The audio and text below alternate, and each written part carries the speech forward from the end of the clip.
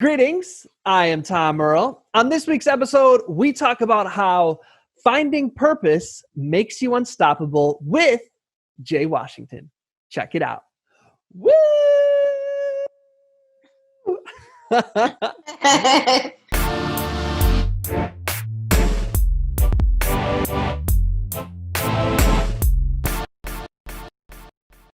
Greetings, I am Tom Earl, and this is my year of adventure. We know you could be anywhere, so the fact that you are here today sharing your greatest gifts, your time and energy means the world to me. I hope you know that in this moment you are valued, you are loved, and you are appreciated just as you are. As you can see, I am not alone. I have an amazing guest. She goes by the name of Jaye Washington. How's it going today, Jaye? It's going well. I'm so happy to be joining you today, Tom. Thank you for the invitation. I think we should do a Zoom high five. Yeah. Boom! It's my pleasure. You know, I reach out to folks. They don't know who I am. It's like, who's this Tom Earl guy in the DM saying, can I interview you? And you took the leap of faith. So I want to thank you so much for that. No problem. Listen, I'm a girl of faith, and I'm like, if someone has the courage to reach out, I'll have the courage with them and jump off the ledge, and we'll see where we land. Amen. I like that. So do you mind if I introduce you to the good folks out there via the bio? Does that work for you? Yes, the lovely bio. Go for it. Let's do it. Jaye Washington is the CEO and Chief Communications Consultant at The Savvy Solution, LLC, where she provides corporate and executive communication strategy for businesses and organizations. Jaye is also the host of the School of Life podcast, a transparent and uncut safe space for all things adulting.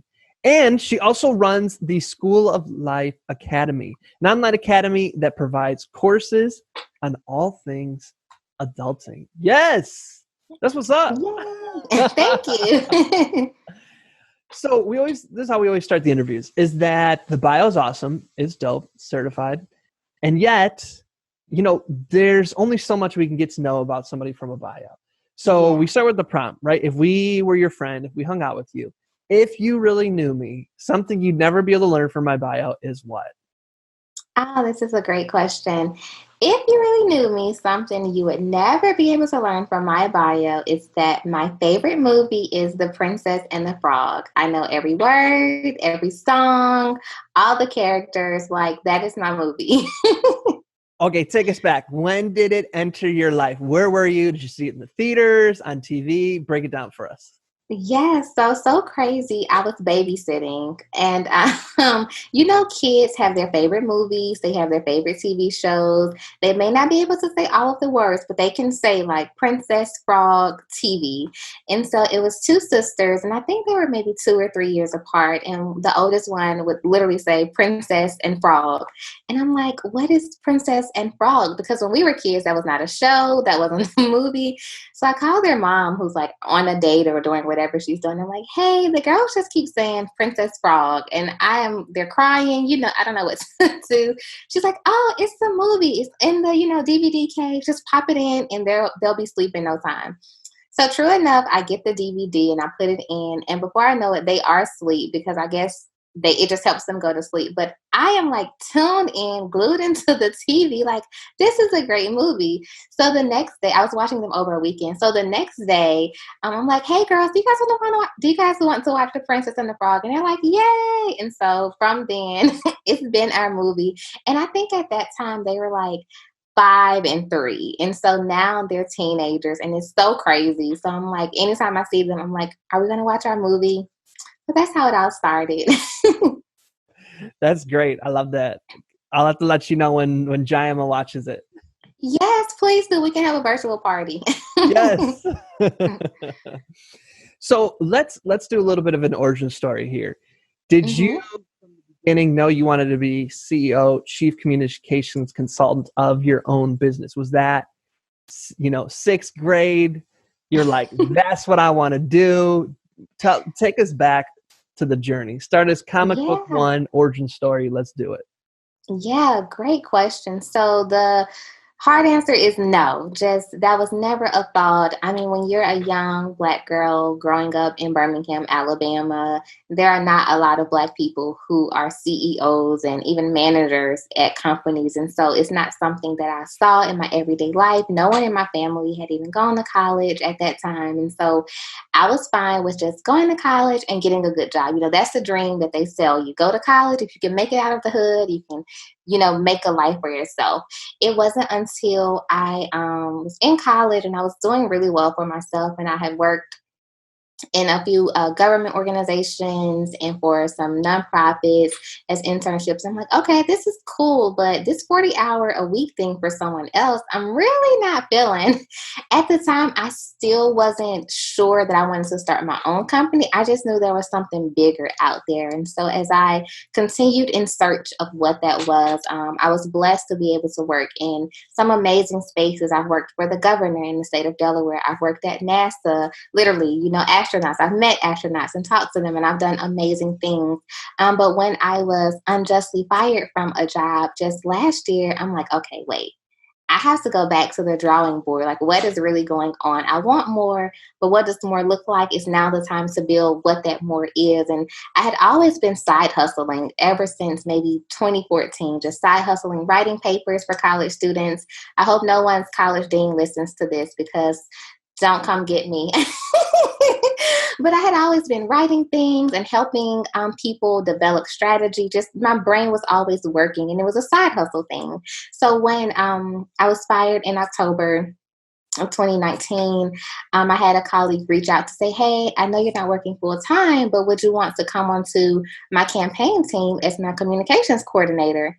And I was like, sure, I can do communications. It's what I'm really good at. I have my bachelor's in communications. And so from there, I just started thinking, okay, could I do this for myself? What does this look like if I open up a consulting business doing communications? And I sat down with her and I talked to her about the possibility of legitimizing my business, getting an LLC. And she was super supportive. And it's literally been go, go, go since then. I mean, the business has taken off in ways I could have never imagined. It's been like a dream, honestly. So something I never dreamed of has turned into a dream, and the dream just continues to build and grow. And it's truly just the epitome of having faith and, not even trusting your own strength, because sometimes God shows us things that are beyond what we can even think or control or even imagine. So yeah, that's kind of how it started. I think a lot of folks listening right now might be relating to that story. How do Yeah. I can share with folks. I was also had a similar situation where I was fired. It was actually by my partner. We basically started this nonprofit together. This whole thing, but I was listening to this.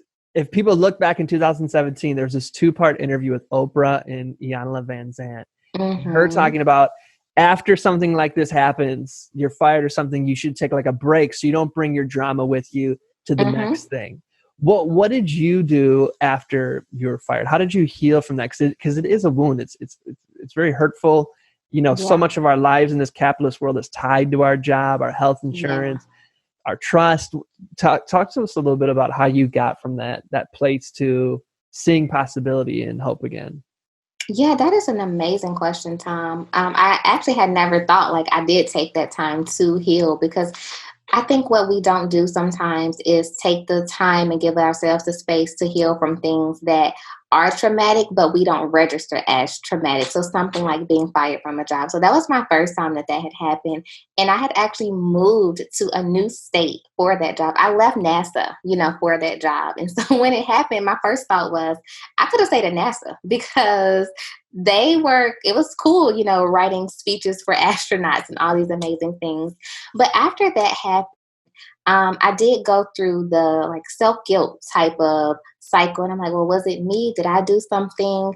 Although I truly in my heart felt that it was ageism and racism, I couldn't prove that. And they had all these policies, how it goes. They protect the company. And so I went through that phase of like, well, did I do something wrong? Could I have done something better? But after I got out of that, I spent a lot of time journaling, walking, to going on walks in the park. I'm a girl of faith, and so I spent a lot of time praying and just getting back in tune with God. I had a lot of free time. I had never had this much free time, but I just spent time like, okay, God, clearly that wasn't for me. And although it had to happen that way, what do you have for me? Do you want me to wake up at 5 o'clock in the morning and spend my time with you? Do you want me to go start volunteer somewhere, serve in this capacity? And so I feel that when I just immersed myself in my faith and really just kind of rebalanced my mental state and did things I enjoyed, like going for walks and going hiking, I could clearly hear God speaking and directing me. And literally, ever since then, everything I have accomplished has been because of faith. Literally, I still to this day, I'm like, I have a whole business, I have clients and I'm really making change. I have a whole podcast. That's crazy. So, yeah, just getting back to that place of faith and whatever someone's spirituality may be, if it's not a relationship with God, whatever balances you, really helped me. It did. Well, I love, a lot of times there's like, religion, and then there's like the kind of faith you're talking about. Yeah. How did you, because it sounded like you already had it, how did you get to a Yeah. place where you have that direct conversational relationship with God? Where did that come for you? Where did you cultivate that? Yeah, great question. So, although my childhood was very traumatic and my biological parents weren't able to give us all of the love and nurturing and care that we needed, my grandparents were like super big on the kids are going to church. I don't care what the mom did the night before, I'm coming to pick them up. And so, ever since I was a little girl, I can remember like leading the choir at like 5 years old. Probably had no business doing that because I can't hold a tune in the bucket. But just having that foundation as a kid really translated into me wanting more of that as I became a young adult. So I truly cultivated my relationship with God during my college years and the years right after. And although the things I thought were like life changing and devastating then, they have no comparison to what's going on now. I think just building that foundation, as a pastor said, you build up your faith for a rainy day. And that's literally what I did. So all throughout college, of course, I still had fun, partied, all of that. But I went to church. I was very involved, and I was head of a ministry and everything. And I think those experiences 3, 4 years ago gave me the faith I didn't even know I needed for this year, for all of the things that had happened and that continue to happen. So if there's someone out there and you are even in the middle of something, you don't have that faith, it's never too late to start. Or if you're out there and you have that foundation from a little girl or a little boy, lean back into that. What Bible stories resonated with you as a kid? Those things are still important. Like, I was always drawn to the story of David. And still to this day, I'm like, I see why I like David, because he got literally pulled out of the shepherd's pasture, anointed as the king, and it wouldn't be for years to come that he would actually walk into his kingdomship. And so things like that, as a kid, I just liked it because he was called the king. But as a young adult, I'm like, I see the process of he was not only called the king, but he was anointed and then had to wait. So tapping into like, what did little me, value in her relationship with God, and how can that translate to big me? Was he the one whose brothers like tried to kill him and like sold him into No, that slavery? was Joseph. Okay, that's That's what I'm a good thinking of. story too. That's a good one.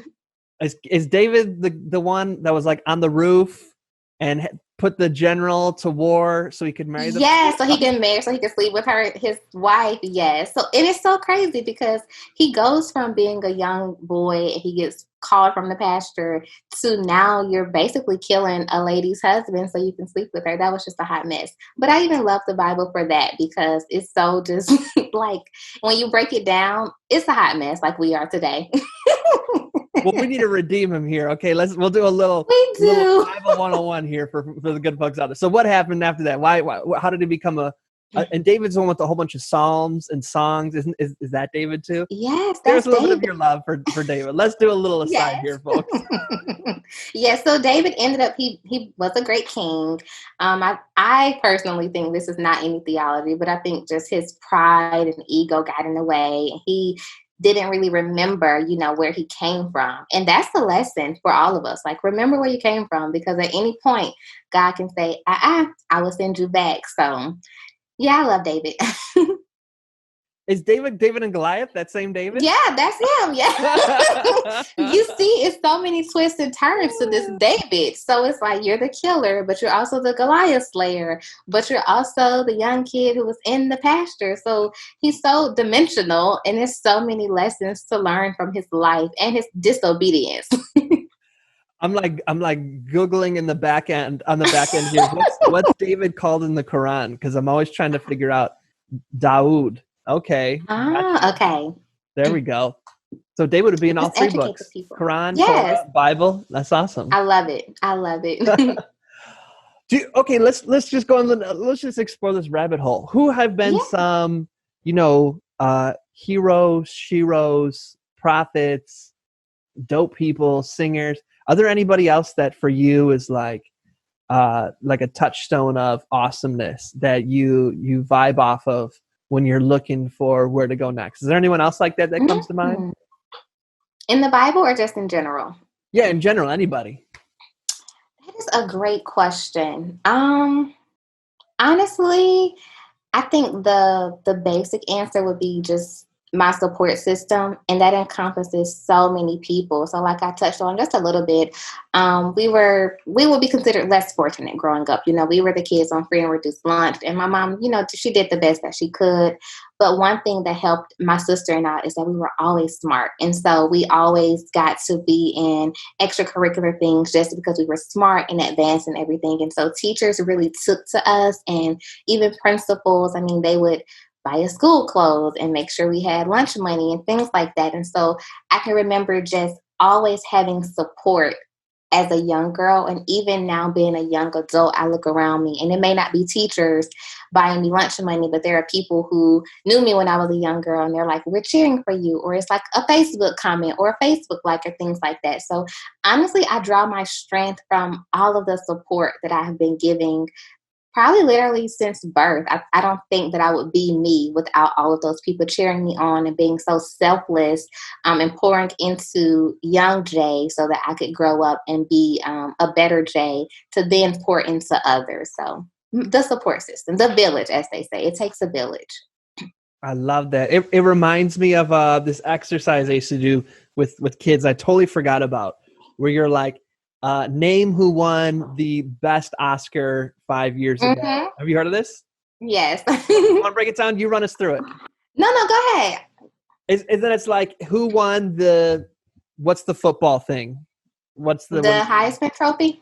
Yeah, Heisman, or when you win the whole thing. Super Bowl. Like, who won Super the Super Bowl? 7 years, like all these great things. And most people struggle with those answers. And it's like, hey, name one teacher that was there for you. Or one coach and most people are like tears running down your face, like everybody knows. So it's like, I love how your answer, because it's like the real heroes really are the people in your life that made a difference, even if it's a little thing. That's dope. Yep, it is. Like it's the Jay. little things. Well said. Boom. Thank you. It's going great. Okay, so take us there then. So you were fired. You're healing from it. You're talking to God. Lead us up to the moment where then someone reaches out to you and is like, hey, you want to do this. Take us through that. Yeah, so it's crazy thinking back that was almost a year ago now. So I'm fired, and it's so crazy because at the job that I was fired from, I made so many great connections in that short amount of time that I feel were nothing but like just purpose people who were put in that place. And I met them, and then I had to go on about my business, literally about the business. So I'm fired, and I am probably moping in the bed, I believe. And I get a text message from, like I said, a former colleague. And at the time, we met through a government, like Citizens Academy. And she was super amazing. And we just bonded and clicked instantly. And so she had planned to run for the Georgia State Senate. And so she knew that I did communications work, and she was very impressed with how I spoke and represented people and all of those amazing things. And so I was brought onto her team and everything as a contractor. And then when I decided, okay, I'm going to make this a legit business, I filed for my LLC. And this all happened in a matter of maybe like a month. Filed for my LLC and started a quick little rinky-dink website. And I'm like, okay, I'm going to press launch and put it out there, and no one's going to book a consultation. I kid you not, Tom. I put it out there. I put a post on Facebook. I probably still have the post up. And another person I met through that job that fired me booked a consultation and was like, hey, I need you on my team. Let's do this. And she became my first retainer client for 4 months. And it was literally mind blowing because I just walked into my purpose. I literally just walked into it. I have learned a lot along the way, and I'm so thankful she was patient and she gave me the space to continue to learn and explore my different gifts and talents and skills. But ever since she hit me up that day, it's just been person after person and post after post and share after share. And I'm constantly in amazement that I'm doing this. I'm just cheesing so hard over here, smiling at the blessings. I love it. Yes, it's nothing but blessings. Thank you. Yes. So walk us through then. What do you do with the Savvy solution? Take us through a little bit. Yeah. Yeah, so in a nutshell, the Savvy solution is a hosh posh, glorified way to say I'm really, really good at writing and talking. And so I didn't want to limit myself just by saying, okay, I will write things for you or I will just do social media for you. So I created it to be a way for people to consult with me about what they needed. And so essentially, I am really, really good at writing and I feel like I talk pretty well and speak well. And so what four of my primary functions is one is a business strategy. And so I am really big on, you can have a business idea, you can launch it, you can have an amazing website, but what is the written strategy? Like literally pen to paper, have you written your strategy? And that includes your branding kit, your communications, your messaging. Because as we know, some of the most famous companies around the world have a strategy and they have messaging that sticks. And so I have other people and companies develop their messaging that sticks. I also help develop social media strategy as well. We know social media is super big. It's how we even got connected, which is so amazing. And so I'm just really big on having a strategy for social media. You can't just post something out there and think all of the people who you need will flock to you. You have to have some strategy behind it. So that's one part of it. Another part of it is Miss Jay's resumes. And so I actually have been writing resumes since like 2015 back in college. And I really pride myself on using keywords and good language in resumes that actually sells a person's true skill set. And so I do that as well, and the cover letters and interview prep and all of that. And then I have my lovely baby, my podcast, the School of Life podcast. And the podcast is just an uncut, transparent space where we talk all things adulting and not just talking about adulting, but I'm actually providing resources and I'm sharing my own adulting journey and just things I'm learning along the way. And my hope is that people don't feel alone in this adulting journey.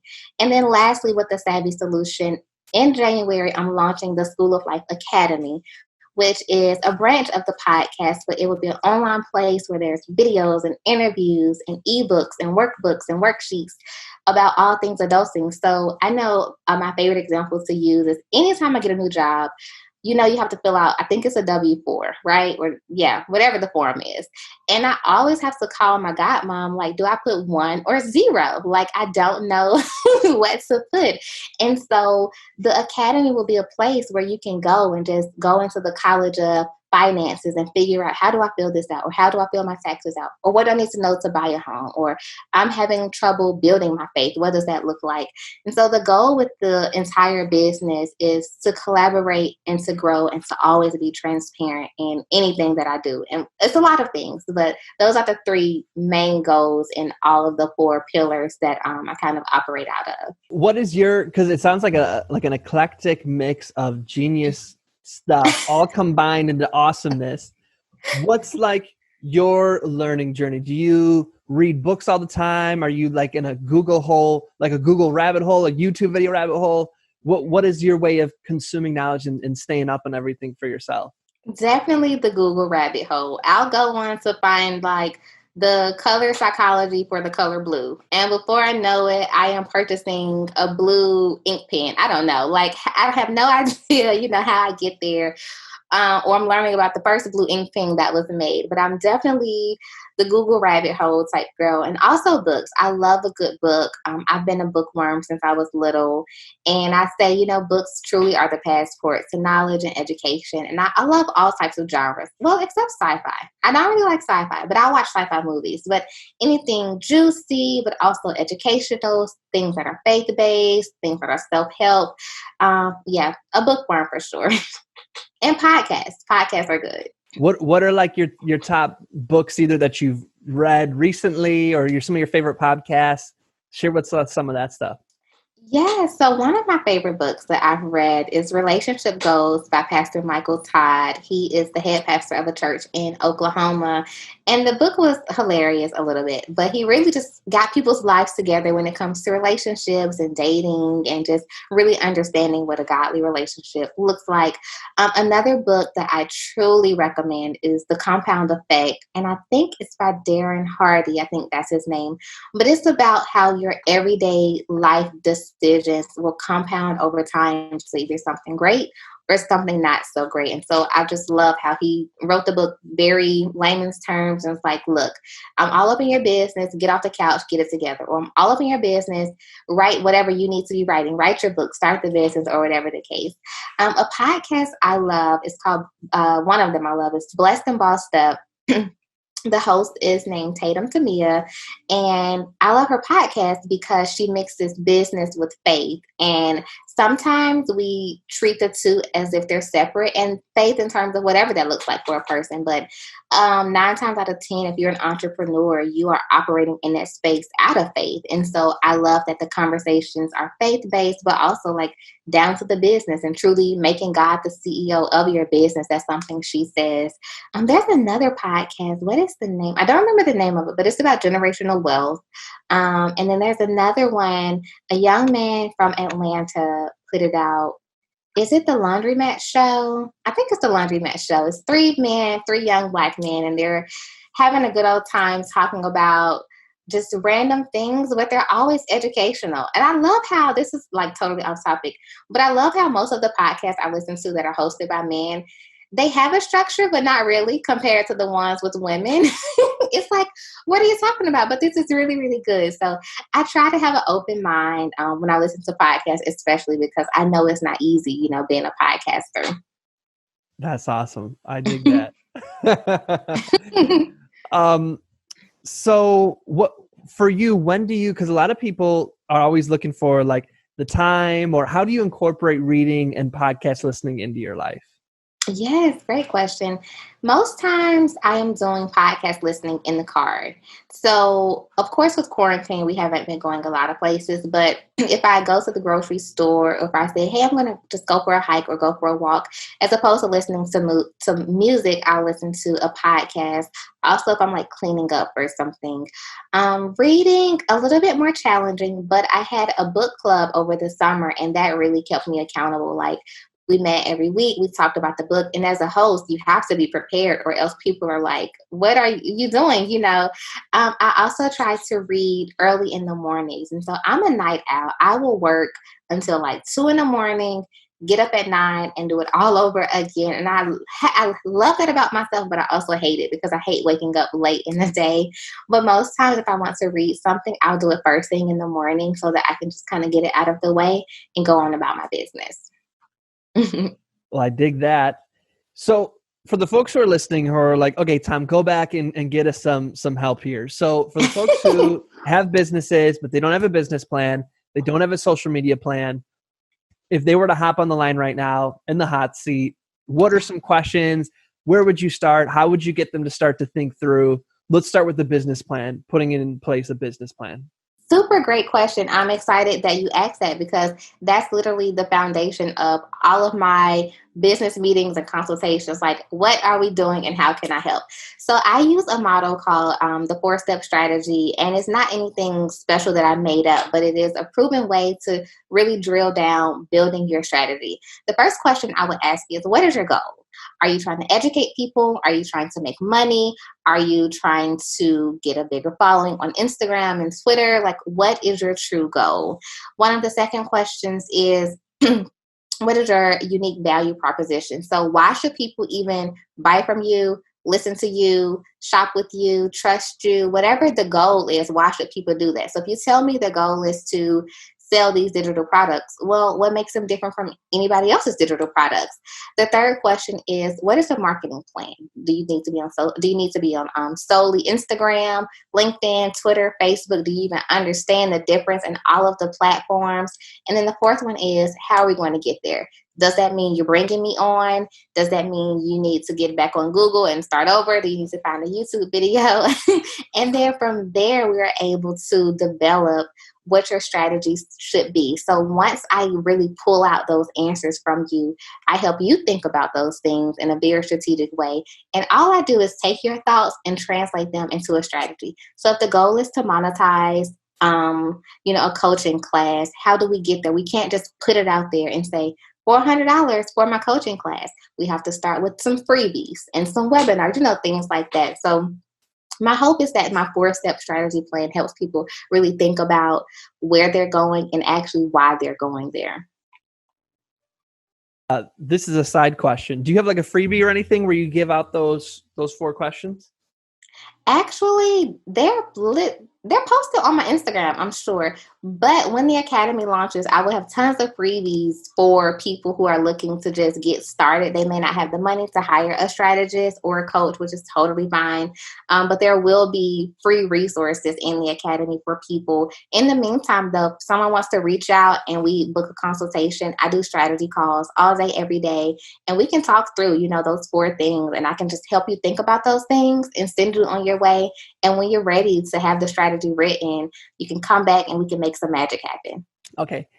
That's awesome. And I know some folks were probably on the go like, oh, wait, what was it? So at the end, we're going to make sure that we plug your Instagram, because I know you have some of us on your Instagram. We're going to plug your website so folks can get on a strategy call and get awesome. that work.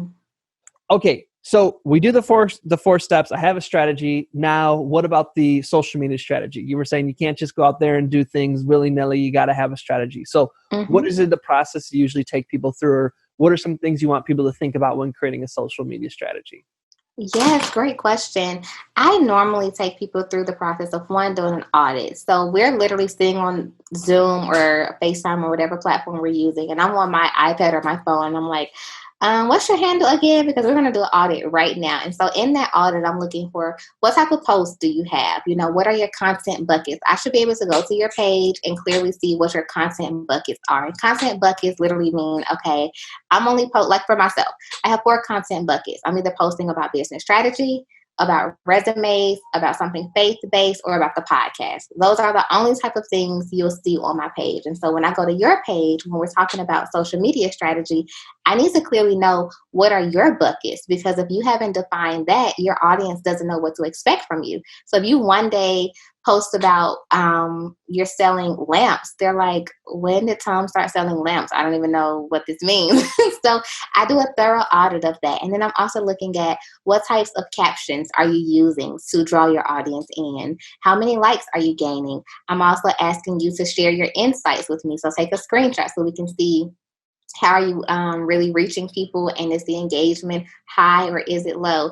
And then from there, depending on kind of where you fall, and I do like a tier 1, tier 2, tier 3. My tier 1s, they're like almost there. They just maybe need a few things tweaked. Tier 2s are like, I could use some work, but I kind of have a good understanding. And tier 3 is like, help me, sis. I don't know what's going on. I kind of put you in your own tier. And from there, I'll write you, what your strategy should be. So if you're a tier 3, that may be, okay, your content looks horrible. We need to go back to the drawing board. It's not engaging. Do you have Canva? You need to download free Canva, get you the pro if you want to feel fancy. Your captions are horrible. You're not drawing people in. You're not going live enough. Your page doesn't even look like you live here. Your Instagram should look like you live there if that's going to be your business page or whatever the case. So after that, I sit down with the person and write out what they should do. And my hope with the social media strategy is that even if you only work with me for a month or 2, a year from now, you should be able to go back to this strategy, because it'll give you the foundation of what makes a good social media plan. Now, of course, trends change and social media is ever evolving, but the basics, should be there. For creating an engaging post, what would you say is the biggest mistake people could be doing? Or what would you say is one thing that people should be doing to create more engaging posts? Great question. I would definitely say making sure the post is eye-catching. So literally on Instagram, which I have a love-hate relationship with, but on Instagram, if it catches the person's eye, they will stop the scroll, because 9 times out of 10, we're just kind of scrolling, not really taking in information. But if it's eye-catching, we stop and then we go to the caption. So the first thing and the most important thing is to make sure it's eye-catching. Or if it's going to be a text post, make sure you're saying something that's eye-catching. Like, say something meaningful. Don't just say, took my dog for a walk. Okay, next, I really don't care. You just wasted, a millisecond of my time, especially if you say it's a business page. Like, how does this relate to your business? And also, how do I benefit that you took your dog for a walk? So finding creative ways to, I'd say, stop people in their scroll. We have to stop them so that they want to read the caption and then want to go to our page and then want to click the link in our bio to then get into our sales funnel and all of that. I dig it. I like that. Thank you. Okay, so talk to us about the podcast. What on the podcast? Anything around the podcast that you can share with us? Great question. So the School of Life podcast is my baby, and it's just a space where we talk all things adulting, from credit to heartbreak, to getting your first job, to putting in a resignation letter, and just anything that you can think of that you don't learn in college. Because we go to college thinking, oh, we're going to learn how to be this successful adults and I'm going to be great at it. And then you get out of college and you're like, this is not what I signed up for, and where do I get a refund? And don't even throw in like a husband and kids or a wife. That's just a headache. So on the podcast, I really aim to be very conversational, very transparent. I bring all of me. Like, my listeners probably know my whole life story. They know about some of the things I'm going through, but the hope is that it inspires them to see that they're not alone, one, and two, that adulting is truly a journey. And I really love how millennials have coined this adulting term and made it a verb. Like, I am actively adulting today. What has been an aha or something you've learned about life or yourself or adulting through the process of your podcast? That is a great question. I have learned that it's not a race, and that my race is for me. I think a lot of times, especially now in the social media crazy age, we get so caught up looking at what someone else is doing, and we don't know how they prepared for their race. We don't know if someone carried them to the starting line. We don't know, but all we know is our race and how we have prepared and who brought us here and who's cheering us on along the way. And so I think that as I've done the podcast for a year and I've connected with people, I'm really just taking a step back to say, wow, this is my race and my journey, and it doesn't have to look like anyone else's. And I think the sooner more people in the world can see that, then we can have more compassion and we can have those real and raw conversations about adulting and growing, and how it's hard. There's no fancy way for me to say it, but growing up is a hard thing to do. It really is. What would you say to somebody who's listening, they're resonating with that last part, and is like, I feel like I'm just failing at adulting. Like, I'm just sucking at this. I would say you're not, because we all are, honestly. Like, everyone just pretends to have it together. No one has it together. Really, it's just a show. No, but really, I would say give yourself some grace. It's okay to take a step back to say, I didn't really succeed in that area, but I'm still a success in my life, because you have breath in your body. You are able-bodied. You have your right mind. That is a successful day to me. If I can wait, not want to jump off a bridge, I'm successful, because there is someone who woke up and said, I'm ending my life today. So literally give yourself some grace, and then give yourself the time and the space to recalibrate. So whatever that means for you. So if you are feeling like, look, this adulting thing is not for me, I want to give up, get back to the true you.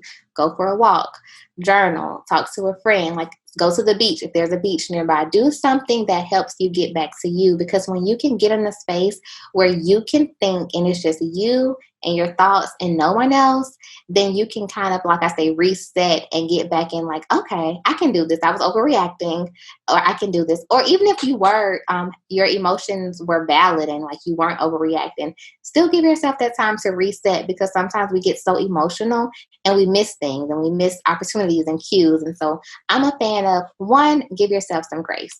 Two, find the time and space to reset. I love that. I love that. You know, one thing we had started to talk about before we hit play on the, or hit record, was you had shared how your upbringing had really contributed to your ambition. Can you share with us? Can you go into a little more detail about that? I loved hearing about that. Yeah. So I am not afraid or shy at all to just talk about, we were low income growing up, grew up in Birmingham, Alabama. My mom actually had me when she was 19. And so it's so crazy to think when she was my age now, I was 5 and I have no idea what I would do with a 5-year-old. Like I could barely take care of a goldfish. So just to think that, she was doing her best. And then 2 years later, she had my sister, and just what that meant for a young mom who hadn't finished college, who had so much potential, but couldn't really tap into it because now she had two responsibilities that were me and my sister. We were blessed to get a really, really good education young. Like we went to private school. I have no idea how she paid for it, but I always tell her, you know what, Mom, you did your best, and I'm appreciative of that. But with that and with those circumstances came, some tough decisions she had to make. Like we didn't always have food to eat for dinner. The lights weren't always on. I'm not ashamed to say when we were younger, I knew how to warm up water on the stove to take a bath. Like those things were my reality and not just some movie that people, may see on Netflix or on Amazon Prime or whatever the case. But one thing I have learned through all of that, even just taking the time to go to counseling to heal from some of that childhood trauma, was that when you can find purpose in all of those seasons, you're almost unstoppable, because what happens is you develop an attitude of there's purpose in this pain. There's something for me to learn. There's something for me to do. There's something for me to gain. And so now as a young adult, my attitude towards challenges is I got it. And if I don't have it, you know who does? God, because I don't always have to have the answer. I know a lot of people deal with a lot of battles silently. And there are people even in their young adult ages or in the adult ages who are facing some heavy things. But when you can really learn that there's a purpose in everything, literally every single thing, there's a purpose in it, you develop an attitude of perseverance and resilience. And then you truly become, like I said, unstoppable. Nothing can break you. Nothing can stop you. And it's not a sign of, oh, I think I'm just Hercules and I'm unstoppable. But it's a mental thing. I realize that I am growing and evolving, and that's why I'm unstoppable, because I will continue to grow and evolve. Yes. If we were live right now, this is when people would be like, woo! Thank you so much. That was awesome. I'm just sitting Thank in you. that for a second. I know. Sometimes you just have to, wow, because it's the truth. Anything come up for you? And sometimes, when we get to like speak on something like that, new things come up in us getting to kind of process out loud about it or share with folks. Anything come up for you as you were sharing that? Yeah, one thing that kind of came up is just the idea that sometimes we're stronger than we realize. Because as I was saying, like I was going through those things, I'm like, oh my gosh, that was me at like 9 and 10 years old, and not knowing, where a meal was coming from. And we literally had like maybe 4 outfits to our name when I was like 12 years old. Like that's something that you don't really take the time to say, okay, I really did not have anything, and my mom really, really did her best. But what that has brought out of me in this conversation is that I'm stronger than I ever knew I was. Like I had strength then that I hadn't even tapped into, because it takes a lot for a kid to go through something like that and to deal with something like that and still do the one thing that all parents want them to do: go to school and make good grades. And I never made a B until college. And so just thinking about, I was doing all of that at home and taking care of my siblings, but I showed up for my job, my 8 to 3 job, and I did what was expected of me. And that has, paid off. And so I think that's translated now to just strength beyond what I really even could comprehend then. And even sometimes now, like my hope and my goal is that when I am fortunate to bring a family in the world, that my kids, won't have to exhibit that strength. But it is great that I can. I love that. Yes. Thank you. Thank you for sharing that with everybody, and for sharing your story so we can Yeah. gain from it our own, insights and courage as Yeah. well. No problem. For the folks who want to reach out and personally tell you how much they appreciate you, they want to book a strategy call, they want to be a part of your world, how do they do that? Yes, I love welcoming new friends into my world. And I always say we're friends because at this point, you're going to know my business, I'm going to know yours, and we're just in it together. But they can find me on Instagram at _Miss Jaye. That's MISSJAYE. Or they can just go straight to the website and book a call, www.thesavvysolutionsllc.com. And super fun fact, anytime I connect with someone, I give them my business number and I'm like, text me, tweet me, beat me. Let's become best friends. And when quarantine is over, we can go out for wine. I think I owe wine to so many people, but we're going to just have a wine party at that point. So if you want to come and be a part of the wine party, reach out to me and we'll get it popping. I appreciate that. For folks who are on the go, weren't able to get all that, show notes today, tomerl.com/Jaye, tomerl.com/JAYE, tomerl.com/Jaye, or just go to tomerl.com/blog and scroll down. You'll see all of the show notes. Jaye, I want to thank you so much for sharing your wisdom, your insights, your courage, your story, all of that with us, your faith, giving us a little bit of history on King David. We appreciate the heck out of you for all of that. So for myself and all of those listening, I want to share my gratitude and appreciation. Thank you. Thank you so much. It's been a true pleasure, and I love what you're doing in the platform and space you've built. I think it's something that's needed. I love being welcomed into spaces that just truly celebrate people and provide just a new source of knowledge. So I'll be happy to come back anytime and bask in all that Tom Earl is doing. Hey, I appreciate that. So our closing ritual is for you to share an invitation with those who are listening. So what would you like to invite them to do, to be, to consider, to evolve into, to think about, to consider, to read? What is your invitation? Oh, that is great. I would say to all the listeners, I invite you to give yourself some grace. I don't think we do that enough as people. We're always go, go, go from one thing to the next, one job to the next, one project to the next, one kid to the next. It's always something, but give yourself some grace. It is okay. The world is literally burning around us. And so if the world can burn, you can take a step back to say, hey, not today. I'm drinking wine and staying in my pajamas all day. I'm not doing the laundry today.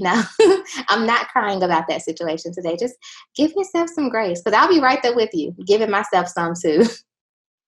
I love that. I think it was 2 years ago, or was it last year? Mm-hmm. I think last year was my year of grace. Yeah, last year. Really? Yeah. I love that. I have a theme for each year. Last year was my year of grace. I'm going to have to take that. I have a word for each year, but I like the theme because sometimes the word, I have to pivot. Yes. Wonderful. Well, thank you once again, Jaye. I appreciate you so much. And I look forward to you coming back and joining us again. Thank you. Of course. And to all of those who are listening or watching, as always, we're wishing you peace and blessings. Thank you.